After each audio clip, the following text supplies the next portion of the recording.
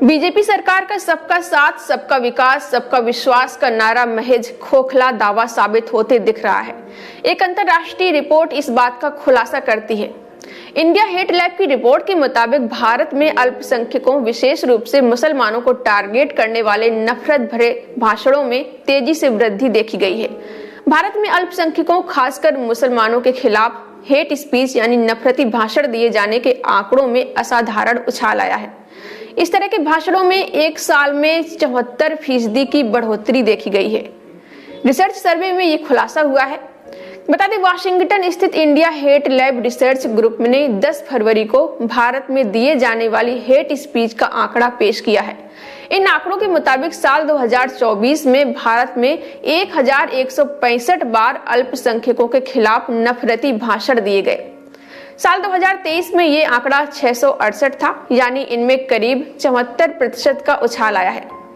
Research group ने यह भी बताया कि बीता साल भारत में लोकसभा चुनाव का साल था और पूरे साल के मुकाबले चुनाव की अवधि में सबसे ज्यादा हेट स्पीच दी गई।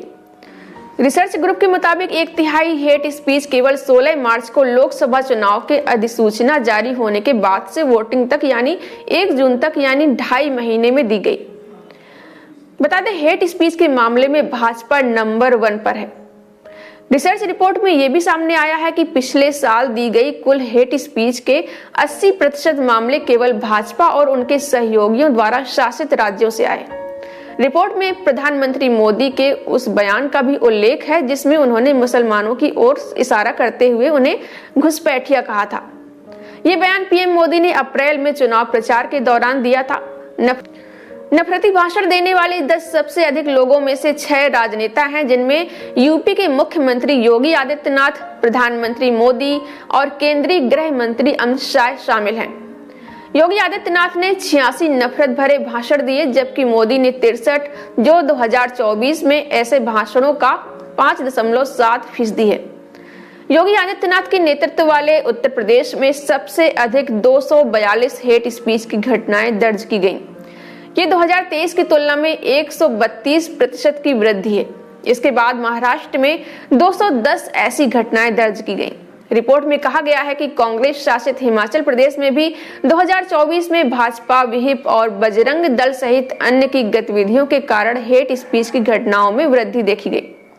नफरत फैलाने वाले भाषण के लिए फेसबुक अग्रणी सोशल मीडिया मंच था और इस पर 495 ऐसी घटनाएं पोस्ट की गई थी।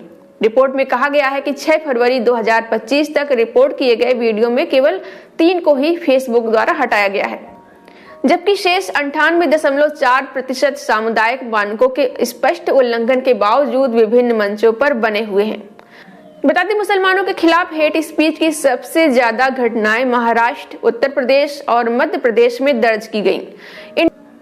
इंडिया हेट लैब नफरत भरे भाषण की संयुक्त राष्ट्र की नियमावली और परिभाषा के आधार पर रिपोर्ट तैयार करता है, जिसमें धर्म, जातीयता, राष्ट्रीयता, नस्ल या लिंग के आधार पर किसी व्यक्ति या समूह के प्रति पक्षपातपूर्ण या भेदभावपूर्ण भाषा शामिल है।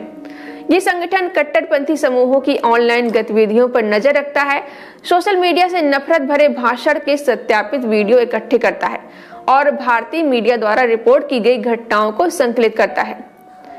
ऐसा नहीं है कि तिरस्कार का ये दंश मुसलमान ही झेल रहे हैं। नफरत भरे भाषणों के कारण मुसलमानों, ईसाइयों और अन्य अल्पसंख्यकों के उत्पीड़न की घटनाएं आम हो गई हैं। भाजपा के नेताओं ने लगातार तीसरी बार सत्ता में आने के लिए अपने चुनाव अभियान के दौरान हाशिए पर पड़े समूहों के खिलाफ अक्सर भेदभावपूर्ण और शत्रुता और हिंसा भड़काने वाले बयान दिए। ह्यूमन राइट्स वॉच के अनुसार प्रधानमंत्री मोदी के कम से कम 110 भाषणों में मुसलमानों के प्रति पूर्वाग्रह और नफरत से भरी टिप्पणियां की गईं, जिसका मकसद राजनीतिक विपक्ष को कमजोर करना और बहुसंख्यक हिंदू समुदाय में डर पैदा करना था। प्रधानमंत्री मोदी ने मुसलमानों के लिए घुसपैठिया और कपड़ों से पहचानो जैसे संबोधनों का उपयोग किया, जिस पर कई अंतर्राष्ट्रीय मीडिया संगठनों ने रिपोर्ट छापी और उनके बयानों की आलोचना की। आश्चर्यजनक रूप से हिंदू बहुल देश में अल्पसंख्यकों का भय दिखाने के प्रयास में प्रधानमंत्री खुद शामिल होते हैं, जबकि वो किसी पार्टी की नहीं बल्कि पूरे देश के प्रधानमंत्री हैं। सबकी सुरक्षा की गारंटी उनकी जिम्मेदारी है। लेकिन उनकी और उनके कैबिनेट के कई अन्य नेताओं की भाषा में शालीनता का अभाव साफ नजर आता है। ये स्थिति बेहद चिंताजनक है, क्योंकि इससे उनके समर्थकों के गलत कामों को देशभक्ति के नाम पर सराहना मिलती है। यहाँ एक बात तो निश्चित तौर पर समझी जा सकती है कि मुसलमानों के खिलाफ नफरत भरे भाषणों और बयानों का सामाजिक सौहार्द पर नकारात्मक प्रभाव पड़ता है। ऐसे मामले धर्मनिरपेक्षता और सामाजिक सद्भाव जैसे मूल्यों के खिलाफ होते हैं। आइए जानते हैं हेट स्पीच के प्रमुख कारण क्या हैं। लोग उन रूढ़ियों में विश्वास करते हैं जो उनके दिमाग में बसी हुई हैं, और ये रूढ़ियां उन्हें विश्वास दिलाने के लिए प्रेरित करती हैं कि एक वर्ग या व्यक्तियों का समूह उनसे हीन है और इसलिए सभी को एक समान अधिकार नहीं हो सकते। शांतिपूर्ण सह अस्तित्व के अधिकार की परवाह किए बिना किसी विशेष विचारधारा को मानते रहने की जिद हेट स्पीच को और बढ़ाती है। हेट स्पीच से निपटने के लिए अलग अलग देशों में अलग अलग तरह के कानून हैं। भारत में भी हेट स्पीच से निपटने के लिए कानून बनाए जाने की जरूरत है। आपका इस बारे में क्या कहना है और आप क्या सोचते हैं, हमें कमेंट करके जरूर बताएं। और अगर आपको ये जानकारी पसंद आई हो तो वीडियो को लाइक करें, शेयर करें और चैनल को सब्सक्राइब ना किया हो तो सब्सक्राइब जरूर करें।